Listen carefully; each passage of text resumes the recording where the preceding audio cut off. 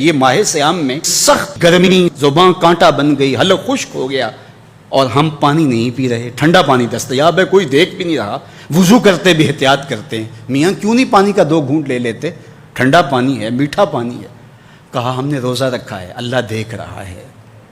ماہ سیام میں ہم پانی نہیں لیتے، اس لیے ہمیں یہ یقین ہوتا ہے تنہائی میں بھی اللہ دیکھ رہا ہے۔ یار جو اللہ رمضان میں دیکھتا ہے وہ غیر رمضان میں بھی دیکھتا ہے،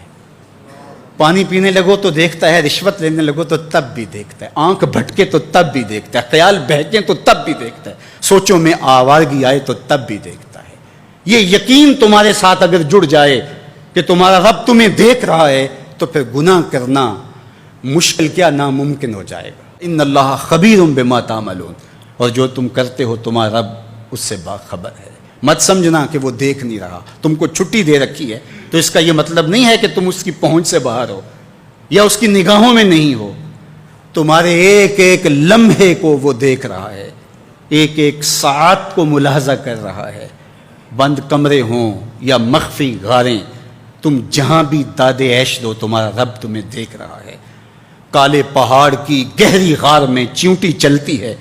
تو اس کے ننھے اور مہین پاؤں سے سینہ سنگ پر جو لکیر بنتی ہے تمہارا رب اس کو یوں دیکھتا ہے جیسے دیوار چین کو دیکھتا ہے۔ تو کیا وہ تمہارے اعمال کو نہیں دیکھتا؟ تمہارے ایک ایک عمل کو، تمہارے ارادے کو، تمہاری آنکھوں کی خیانت کو، تمہارے دل کے ارادے کو دیکھتا ہے، ایک ایک چیز سے وہ آگاہ ہے۔ وَلَا تَكُونُوا كَالَّذِينَ نَسُوا اللَّهَ، اور ان لوگوں کی طرح نہ ہو جانا جنہوں نے اللہ کو بھلا دیا، غافل ہو گئے، اپنی خواہشات کی زندگی گزارنے لگے، یہ جہاں مٹھا اگلا کس نے ڈٹھا، آرزوؤں کے نوکر بن گئے، جس طرح نفس اور شیطان ان کو چلا رہا اس طرح چل رہے ہیں۔ جو لوگ اللہ کو بھول گئے، اللہ فرماتا ہے اللہ نے انہیں ان سے غافل کر دیا۔ اللہ جب کسی سے ناراض ہوتا ہے تو ہدایت چھین لیتا ہے، اسی لیے ہمیں ہر روز ہر نماز کی ہر رکعت میں ہدایت مانگنی ہوتی ہے۔ اہدنا الصراط المستقیم، ہر روز مانگتے ہیں، ہر نماز میں مانگتے ہیں، ہر رکعت میں مانگتے ہیں، اللہ ہمیں ہدایت پہ گامزن رکھنا۔ اللہ جب کسی سے ناراض ہوتا ہے تو ہدایت کے دیے بجھ جاتے ہیں، اندھیروں میں بھٹکنے لگتا ہے، شیطان اس کو دھوکے میں مبتلا کر دیتا ہے، اسی زندگی کو مقصود زندگی سمجھ لیتا ہے، اس شراب کو آب حیات سمجھ لیتا ہے، جس کو یہ بھی نہ پتا ہو کہ میں ہوں کون، میں کہاں ہوں، میرا مقصد زندگی کیا ہے، مقصد حیات کیا ہے، کھانا پینا اور لذتوں کا حصول۔ یہ تو چوپائے بھی کرتے ہیں، تو اشرف المخلوقات کاہے کا ہے؟ یہ زندگی تو ان کی بھی ہے کہ وہ اچھا کھاتے ہیں، تم تو ایک پاؤ بھر گوشت کھا لیتے ہو اور شیر روز ایک ہرن چاٹ جاتا ہے، وہ تیرے سے زیادہ کھاتا ہے، تیرے سے زیادہ طاقتور ہے، ہاتھی کا جسم تیرے سے کہیں بڑا ہے، پرندے ہواؤں میں اڑتے ہیں، مچھلی پانی کی تہوں میں اتر جاتی ہیں، عقاب کی نظروں اور بلندی پرواز کی دیکھنے والی ہوتی ہے، کرگس کہاں سے کہاں تک سونگھ لیتی ہے، ان کی قوت شامہ تیرے سے بڑی ہے، لیکن اس کے باوجود بھی افضل تو، اشرف بھی تو، اور اللہ نے اپنی نیابت کا تاج تیرے سر پہ رکھا ہے، تو مقصود ہے، تو مسجود الملائک ہے،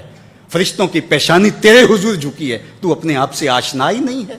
تجھے پتہ ہی نہیں کہ تو کون ہے، تو خدا کو بھول کے سمجھا کہ میری زندگی آزاد ہو گئی،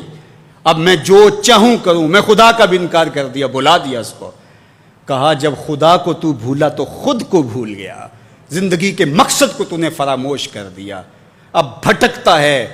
ارض فلات میں، جنگل میں پڑے ہوئے خشک پتے کی طرح، جس کو ہوائیں کبھی ادھر اڑا دیتی ہیں کبھی ادھر اڑا دیتی ہیں، مقصد حیات کا علم نہیں ہے۔ خدا کو بھولنے کا یہ نتیجہ ہے جو تجھے بھگتنا پڑ رہا ہے۔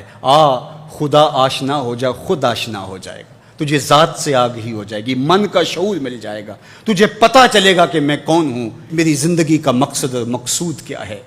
تو اگر تو ایسا نہیں کرے گا تو اللہ تجھے تیرے سے بے خبر کر، تیری ٹانگیں نہیں توڑ دی جائیں گی، تیرا رزق نہیں چھین لیا جائے گا، تیری آنکھوں سے روشنی نہیں اچکی جائے گی، تیرے کانوں کی سماعت نہیں کھینچ لی جائے گی، یہ سب کچھ ہوگا لیکن مقصد زندگی نہیں ہوگا۔ تو کہا اس قرآن سے جڑ جاؤ، اپنی زندگی کو مالک کے سپرد کر دو اور ایک ایک لمحہ مالک کی چوکھٹ پہ گزار دو۔